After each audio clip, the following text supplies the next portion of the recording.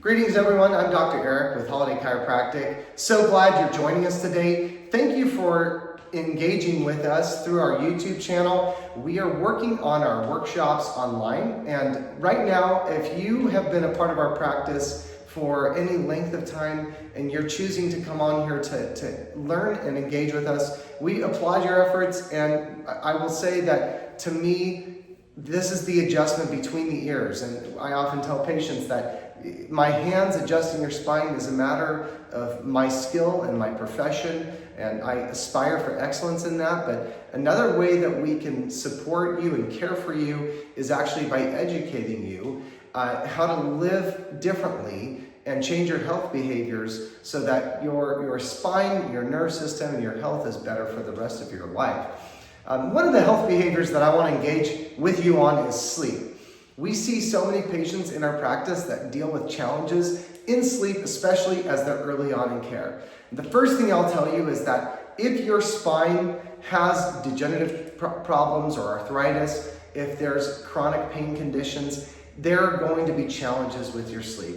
One of the most common issues that I see is neck and shoulder or arm and hand pain. We will commonly see tingling and numbness associated with that. The patient will say, when I'm getting up, I am actually finding that I have tingling and numbness that takes some time to go away or dissipate. Low back pain, extremely common. And then oftentimes patients wake up with headaches. And so those conditions, those often need to be assessed competently by a chiropractor and invest in your spine. You simply have to invest in your spine in those dynamics. We look at posture, we look at structure, and then we make corrective care agendas to support you. Now, if you're under chiropractic care and you are still having challenges, you could need to invest in a pillow solution or a mattress solution. And having an assessment done of your sleeping position is paramount. When you look at your sleeping position, you want to make sure that your head is not tilted up. If you're sleeping to the side or down, you want your head neutral. And if I'm looking this way, again, the shoulder to neck distance from my shoulder to the neck, that should be covered for and accounted for by the pillow. I'm going to pull this closer to the end so you can see that. This pillow also has, it's one example of a contour pillow where there's a mesh in the center of the pillow where the convexity of my head falls into that, and it really helps provide better support.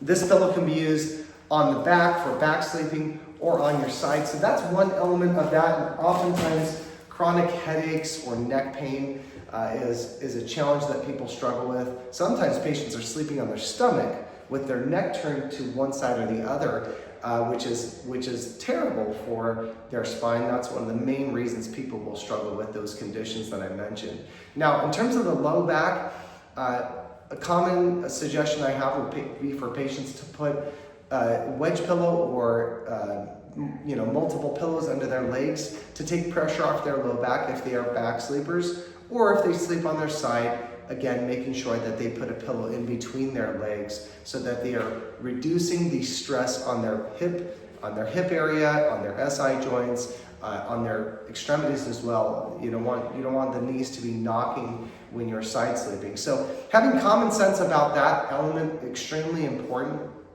Also, I will say that we care for a tremendous amount of patients that are so stressed. And listen, if you're watching this online workshop and you're just saying, I am somebody that deals with chronic stress, looking at potentially some adrenal support for you is very important.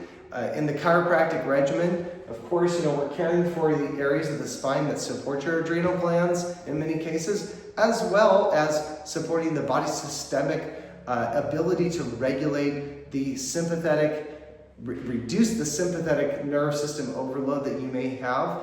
I don't have the exact reference right here, but there are studies that have looked at the chiropractic adjustment and how it helps suppress that sympathetic nerve system dominance and allows that parasympathetic, which is our rest and our digest system. That's what we want to have thrive when we're having a meal with our family, when we're having coffee with a friend and laughing.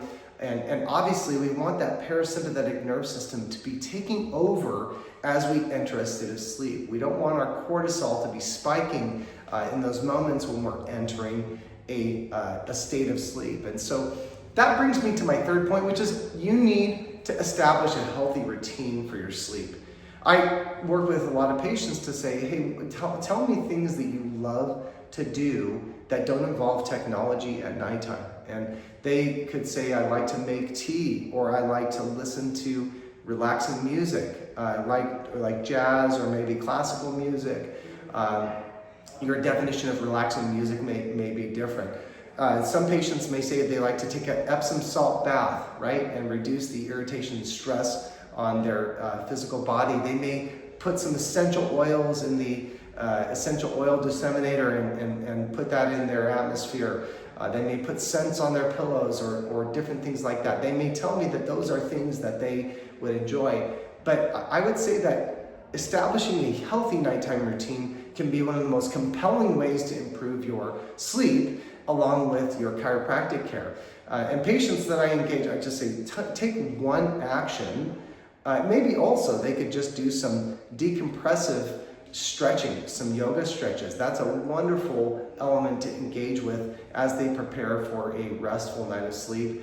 Another habit that they could engage in could be, for example, journaling and decompressing the mental state that they have been in, recounting the day's events, expressing gratitude for all that the family, friends, the things in their life that they can give gratitude for, even if it's the smallest thing.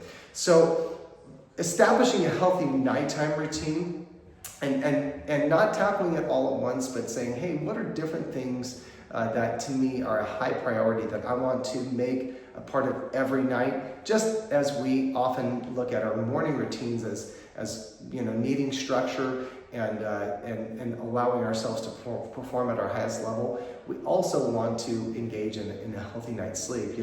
Ideally, we should be sleeping a good 7 to 8 hours of sleep at night. That is not just about quantity, it's about quality of sleep. And oftentimes when patients are under early care, that one of the main improvements they will report to me is that they may be sleeping the same number of hours, because that is often relating to their habits, but then their quality of sleep is improving greatly because we're reducing their pain and infirmity and allowing their body to actually put its energy toward rest and recuperation and reviving the body tissue and preparing the mind for a new day. So if you're not under chiropractic care, obviously that would be a compelling counsel from me, is find a competent chiropractor, someone that can assess and evaluate you and give you sound advice, and then obviously provide excellence in care. But other dynamics, look at your body positioning, get good pillows and get a medium to firm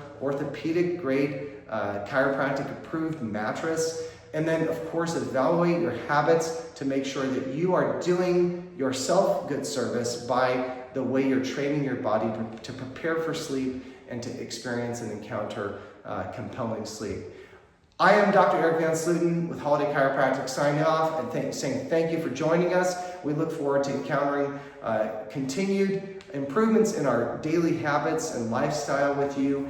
And of course, we appreciate the community of care that receives our care here. And thank you for sharing with others about the value of not only our care, but chiropractic care in general. Thanks, you guys.